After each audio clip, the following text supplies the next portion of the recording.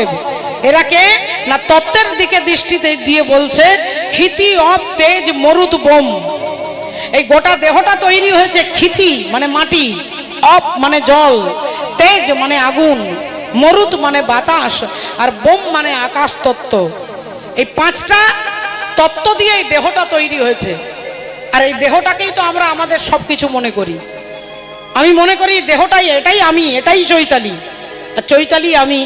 এই যে আমি মনে করছি, এই পঞ্চভৌতিক দেহটাকে আমি আমার মালিক মনে করেছি, তাই সেই অর্থে দ্রৌপদীর পাঁচটা স্বামী উল্টো পাল্টা ভাবলে তো হবে না মা।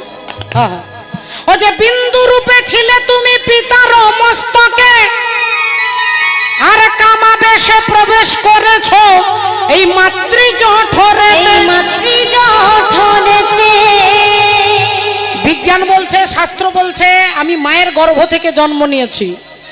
আর তত্ত্ব দৃষ্টিতে তত্ত্বদর্শী মহাজনগণ বলছে আমি আগে বাবার কাছে ছিলাম, আগে বাবার কাছে ছিলাম, তারপরে মায়ের কাছে গেছি। বিন্দু রূপে ছিলে তুমি পিতার মস্তকে, আর কামাবেশে প্রবেশ করেছ এই মাতৃজঠরেতে। সেথায় রজে আর বীর্যে মিশে একটা শ্যাওলাকারে নিরাকারে আকার ধরেছ। আর সেই না দেশের কথা রে মন ভুলে গিয়েছ। এ দেহের হিসাব দেখ, এ দেহের হিসাব দেখ, দেখ রে হিসাব দেখ, দেখ রে হিসাব দেখ, দেখ রে মানব জমিনে।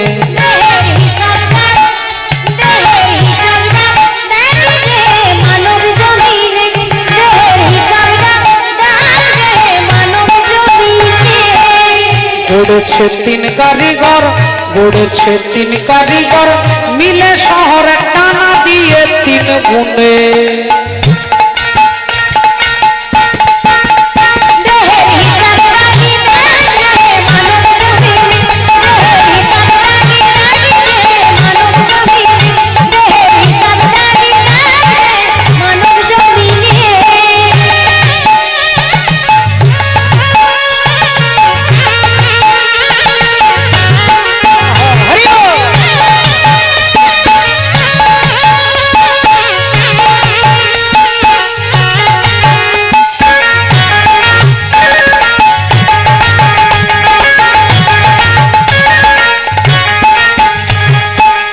গড়েছে তিন কারিগর, তিন কারিগরে, তিন কারিগর, তিনজনে মিলে এই দেহটাকে তৈরি করেছে। কে কে?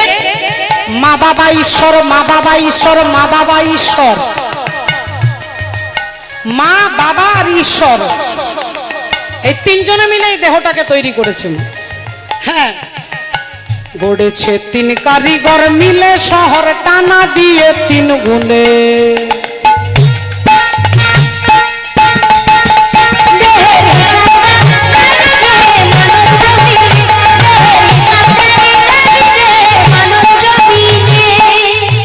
এবার কি বলছে দেখুন বাবা, একটা হিসেব আছে। এখানে এত বড় অনুষ্ঠান হচ্ছে, এই অনুষ্ঠানের যিনি সভাপতি তাকে হিসেব দিতে হবে। ক টাকা আয় হলো, ক টাকা খরচা হলো, ক টাকা জমা পড়লো, হিসেব করতে হবে। এই দেহটার একটা হিসেব আছে। মা মায়ের কাছে পেয়েছি 4, বাবার কাছে পেয়েছি 4, আর ভগবানের কাছে পেয়েছি 10। কত হবে মা? যোগ করলে কত হবে? মায়ের কাছে 4, বাবার কাছে 4, আর ভগবানের কাছে 10, 18। 18 মোকাম দিয়ে এই দেহটা তৈরি হয়েছে।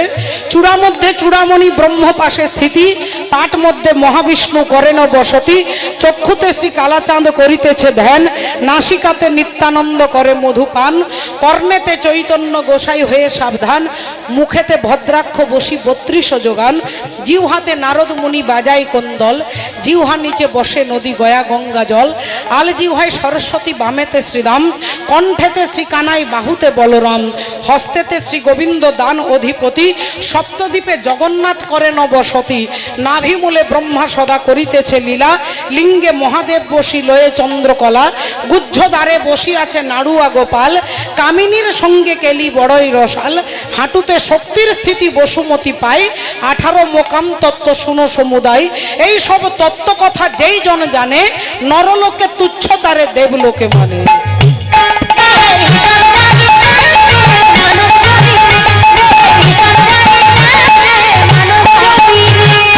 প্রথম মাসে ছিল তবে শুক্র শনিতময়, 2 মাসে খড় কুড়া অস্থির উদয়। 2 মাসের খড় কুড়ার অস্থির উদয়, 2 মাসের খড় কুড়ার অস্থির উদয়। আবার 3তে তৃতীয় মস্তক জন্মায়, 4 মাসে তৈরি হলো হস্তপদ প্রায়।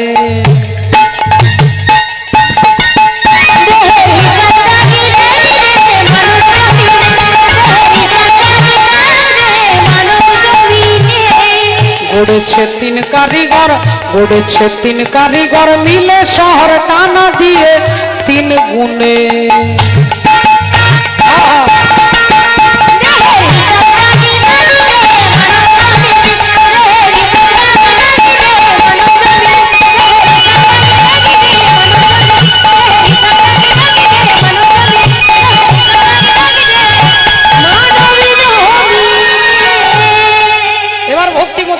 দেখুন আজকে ঘটনা কি হলো, তাহলে 5টা স্বামী হলো।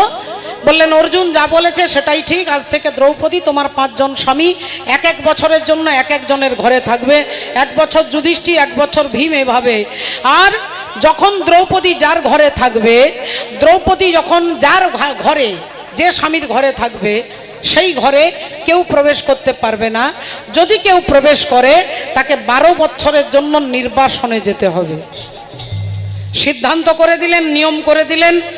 এভাবে জীবন এভাবে চলতে লাগলো। সময় 1 বছর করে পেরিয়ে যাচ্ছে। একদিন ঘটনাচক্রে দ্রৌপদী দুপুর বেলায় যুধিষ্ঠির স্বামীর পায়ে চরণ সেবা করছে, চরণ সেবা করছে, আর এদিকে অর্জুন বাগানে কাজ করছে। একজন চিৎকার করতে করতে ব্রাহ্মণ আসছে, অর্জুন বাঁচাও,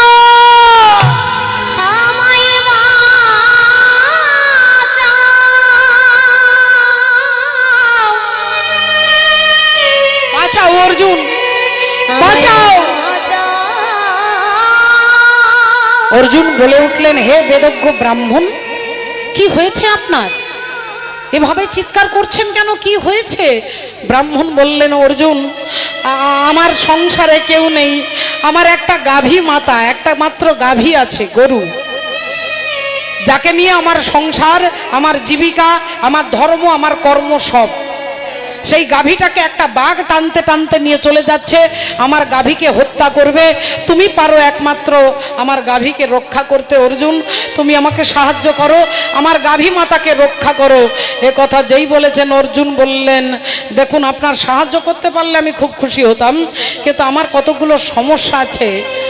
আপনার গাভীটাকে বাঁচাতে গেলে বাঘটাকে মারতে হবে, আর বাঘটাকে মারতে গেলে যে ধনুর্বাণ দরকার, সেই গান্ডীব ধনুকটা এখন ওই ঘরে রয়ে গেছে যে ঘরে যুধিষ্ঠির আর দ্রৌপদী রয়েছেন। যুধিষ্ঠির আর দ্রৌপদী যে ঘরের মধ্যে রয়েছেন সেই ঘরে আমার গান্ডীব ধনুটা রয়ে গেছে, তাহলে আমি আপনার সাহায্য করতে পারছি না। ব্রাহ্মণ বললেন, তুমি একজন ক্ষত্রিয়, তোমার ধর্মই হচ্ছে সর্জং তেজ ধৃতির দাক্ষং যুদ্ধে চাপ্য পলায়নম দানমিশ্বর ভাবশ্চ ক্ষত্রং ধর্ম স্বভাব।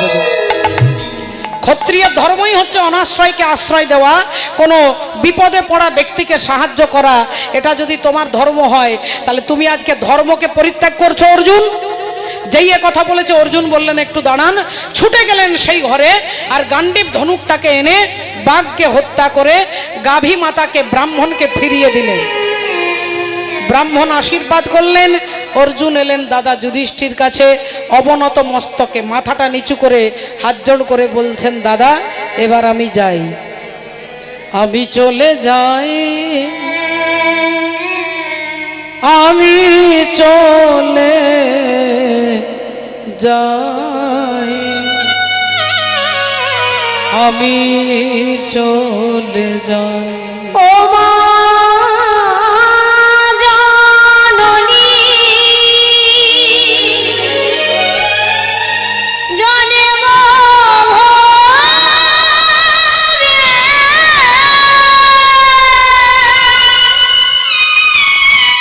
আমি চলে যাই, আমি চলে যাই।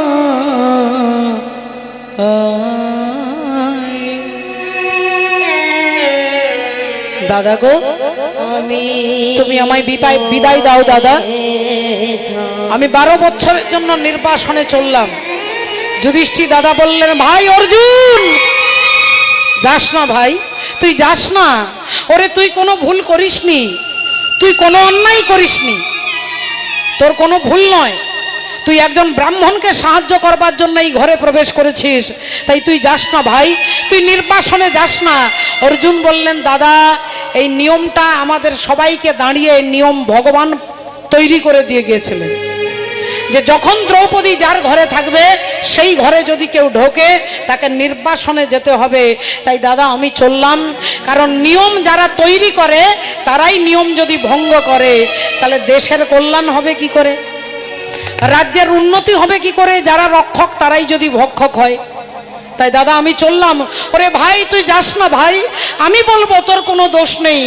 দাদা গো তুমি আমার প্রণাম নাও দাদা, বিদায় বিদায় বিদায় বলতে বলতে অর্জুন হাঁটতে হাঁটতে চলে যাচ্ছেন মাগো নির্বাসনে। তার মনের মধ্যে কোনো দুঃখ নেই, কোনো দুঃখ নেই, কোনো টেনশন নেই। তিনি আজকে যাচ্ছেন, তিনি ভাবলেন একজন ব্রাহ্মণকে সাহায্য করতে গিয়ে যদি এটা দণ্ড মনে করি তবে এই দণ্ডকেই আমি মাথায় তুলে নিলাম। এই বলে অর্জুন হাঁটতে হাঁটতে যাচ্ছে, রাধে রাধে হাঁটতে হাঁটতে যাচ্ছে। वो काला एक बांसुरी वाला,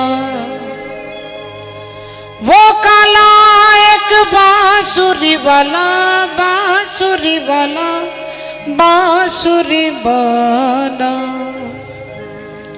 वो काला एक बांसुरी वाला, वो काला एक बांसुरी वाला, सुध बिसरा गया मोरी रे, सुध बिसरा गया मोरी,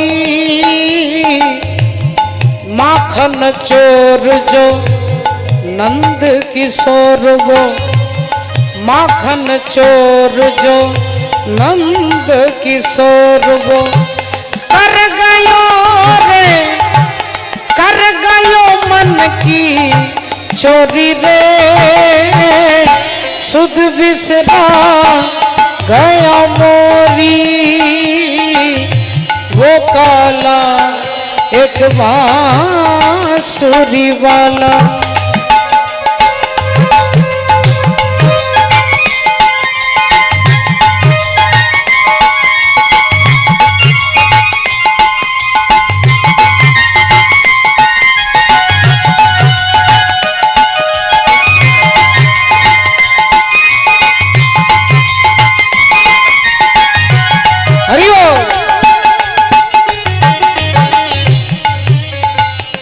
छुप गयो फिर एक तान सुना के, छुप गयो फिर एक तान सुना के, कहाँ गयो एक नाड़ चला के, गोकुल ढूंढा मैंने मथुरा ढूंढी, गोकुल ढूंढा मैंने मथुरा ढूंढी, कोई नगरिया ना छोड़ी रे, सुध बिसरा गया मोरी,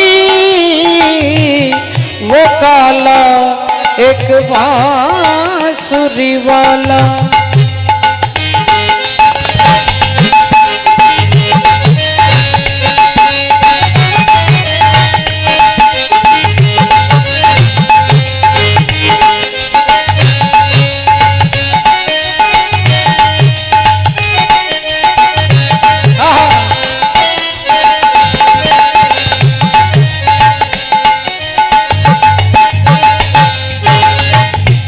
पनघट पे मोरी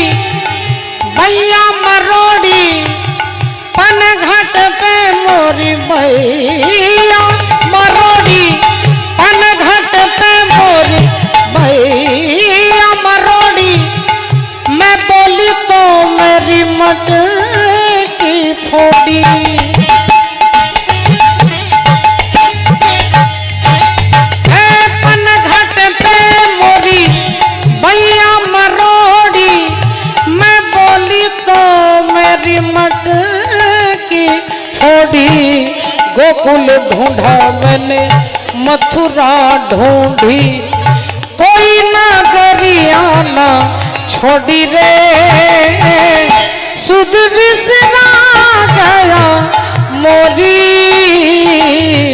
वो काला एक बांसुरी वाला वो काला एक बांसुरी वाला वो काला एक बांसुरी वाला। ভক্তিমতী মায়েরা, অর্জুন হাঁটতে হাঁটতে চলে যাচ্ছেন মা। কত মাস পেরিয়ে গেল, কত বছর পেরিয়ে গেল, 1 বছর 2 বছর 5 বছর, এভাবে দেখতে দেখতে 10টা বছর পেরিয়ে গেল। জঙ্গলে গাছের তলায় পাহাড়ের গুফাতে গাছের ফল খেয়ে ঝর্ণার জল খেয়ে হাঁটতে হাঁটতে হাঁটতে অর্জুন দেখতে দেখতে 10টা বছর পার করে 11 বছর হয়ে গেল। তিনি কখন যে নিজের অজান্তেই হাঁটতে হাঁটতে চলে এসেছেন মণিপুর রাজ্যে। মণিপুর রাজ্যে অর্জুন চলে এসেছেন, কিন্তু অর্জুন জানে না যে এটা মণিপুর রাজ্য। একটা জঙ্গলে গাছের ছায়ায় ঠান্ডা বাতাসে অর্জুন কি করেছে, একটু ফল একটু জল সেবা করে গাছের ছায়াতে হাতের ওপরে মাথাটা রেখে অর্জুন শুয়ে পড়েছে। বাবা, অর্জুন শুয়ে পড়েছে। রাধে রাধে, ঘুমিয়ে গেছে অর্জুন। এখন অর্জুন তো ঘুমিয়ে গেছে, ঘটনাচক্রে কি হয়েছে মা, সেই মণিপুর রাজ্যের রাজা যার নাম হলো চিত্রভানু, রাজা চিত্রভানু, সেই চিত্রভানু রাজার একমাত্র আদরের কন্যা যার নাম হলো চিত্রাঙ্গদা। আদরের মেয়ে হচ্ছে চিত্রাঙ্গদা। আর সেই চিত্রাঙ্গদা কিন্তু রাজকুমারী হলে হবে কি, তিনি ধুতি পাঞ্জাবি পরে, রাজপুত্রের পোশাক পরে, রাজপুত্রের মতো মাথায় মুকুট পড়েছে, রাজপুত্রের মতো কোমরে তলোয়ার নিয়েছে, হাতে ধনুর্বাণ নিয়ে আর ঘোড়ার পিঠে চেপে চিত্রাঙ্গদা দেবী রাজ্য দর্শন করতে ঘোড়ার পিঠে চেপে টকবক টকবক করে ঘোড়া ছুটছে। ঘোড়া ছুটতে ছুটতে ছুটতে একটা জায়গায় এসে দাঁড়িয়ে গেছে যেখানে অর্জুন ঘুমিয়ে আছে। এখন অর্জুন ঘুমিয়ে আছে, ঘোড়াটা দাঁড়িয়ে গেছে। চিত্রাঙ্গদা দেবী বলে উঠলেন, এই যে কে আপনি, এই যে শুনছেন, আপনাকে বলছি কে ঘুমোচ্ছেন এই রাস্তার ওপরে, সরান সরান আপনি, আমি দেখতে পাচ্ছেন না আমি এই রাস্তা দিয়ে যাচ্ছি। অর্জুনের ঘুমটা সত্যি সত্যি ভেঙে গেছে। তিনি তাকিয়ে দেখছে এক রাজপুত্র, অপূর্ব সুন্দর দেখতে রাজপুত্র, বেশ সুন্দর সুকমল, আহা দেখলে প্রাণটা জুড়িয়ে যায়। বললেন কি ব্যাপার? চিত্রাঙ্গদা বললেন, এখান থেকে সরো, আমি এই রাস্তা দিয়ে যাচ্ছি। অর্জুন বললেন, দেখুন আমি তো রাস্তার ওপরে শুয়ে নেই, কারণ আমারও একটা বুদ্ধি আছে, একটা বিবেক আছে। আমি রাস্তার ওপরে শুয়ে নেই, রাস্তার পাশে শুয়ে আছি। আপনি আমার পাশ দিয়ে চলে যান, আর তাও যদি না যান তাহলে আমাকে ডিঙে আমাকে লাফিয়ে চলে যান। চিত্রাঙ্গদা দেবী বললেন, অসম্ভব। কোনো প্রাণীকে, কুকুর বেড়াল, কোনো প্রাণীকে আপনি চোখে যাকে দেখতে পাচ্ছেন তাকে লাফিয়ে যাওয়া যাবে না বাবা। আপনি যদি কাউকে লাফিয়ে চলে যান আপনার পুণ্য ক্ষয় হয়ে যাবে মা, আপনার পুণ্য ক্ষয় হবে যদি কেউ লাফিয়ে চলে যায়। একটা গরু, একটা ছাগল, একটা কুকুর শুয়ে আছে, আপনি হয়তো তাকে লাফ দিয়ে চলে গেলেন, আপনার পুণ্য ক্ষয় হবে। আর যদি আপনি তাকে লাথি মারেন তাহলে সঙ্গে সঙ্গে এক মুহূর্তে আপনার জীবনের সমস্ত পুণ্য ক্ষয় হয়ে যাবে। তাই চিত্রাঙ্গদা দেবী বললেন, আমি তোমাকে লাফিয়ে যেতে পারবো না, তুমি ওঠো। আর তুমি যদি না ওঠো আমি তোমাকে টেনে 2 হাত দিয়ে টেনে রাস্তা থেকে ছুঁড়ে ফেলে দেবো। তোমার এত ক্ষমতা, তুমি আমাকে তুলে সরে ছুঁড়ে ফেলে দেবে? তা বেশ, তাহলে তোমার কত ক্ষমতা একটু দেখা যাক। তুমি 2 দিনের রাজপুত্র, তোমার গাল টিপলে দুধ বেরোবে, বাচ্চা ছেলে তুমি, আর তুমি কিনা আমাকে ছুঁড়ে ফেলে দেবে? তা বেশ, তাহলে আজকে তোমার ক্ষমতাটাই আমি দেখি আমাকে তুমি কিভাবে ছুঁড়ে ফেলে দাও। আর অমনি চিত্রাঙ্গদা অর্জুনের হাতে ধরে আর টান দিয়ে ভাবছে সরিয়ে দেব। আর যেই অর্জুনকে সরাতে যাবে, অর্জুন উল্টো দিকে টানটা দিয়েছে। অর্জুন যেই উল্টো দিকে টানটা দিয়েছে, চিত্রাঙ্গদা দেবী গিয়ে অর্জুনের পায়ে হুমড়ি খেয়ে পড়েছে। অর্জুনের পায়ে হুমড়ি খেয়ে পড়েছে। আর চিত্রাঙ্গদা দেবী যখন পড়লো, তখন শুধু সে পড়লো না, মাথার মুকুটটা আগে খুলে পড়লো।